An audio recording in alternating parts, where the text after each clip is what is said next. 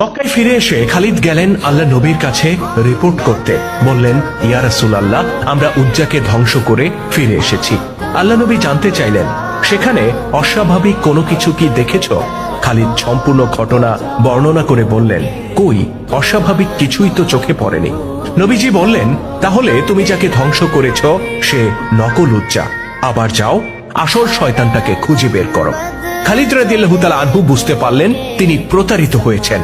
পুরোহিতদের সাবধান বাণী আর বুক ফাটা আর্তনাদের কথা তার মনে পড়ল। তিনি বুঝতে পারলেন পুরোহিতরা শুধু প্রতারণা করেনি, তারা তার সাথে রীতিমতো তামাশা করেছে।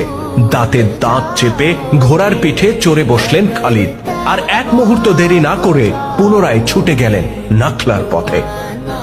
খালিদের অশ্বারোহী দল যখন দ্বিতীয় দফায় উজ্জার মন্দিরে পা ফেলল, তখন সেখানকার পুরোহিতরা বুঝতে পারল তাদের প্রতারণা ফাঁস হয়ে গেছে। এবার তারা অভিশাপ দেওয়ার বদলে খানিকটা প্রতিরোধ গড়ে তোলার চেষ্টা করল। কিন্তু আল্লাহর তলোয়ারের সামনে মন্দিরের ওই ভুরি সর্বস্ব পুরোহিত সম্প্রদায় কি আর দাঁড়াতে পারে? একটি ধাওয়া খেয়েই তারা সরে দাঁড়ায় আর ভীষণ উদ্বেগের সাথে খালিদের কর্মকাণ্ড পর্যবেক্ষণ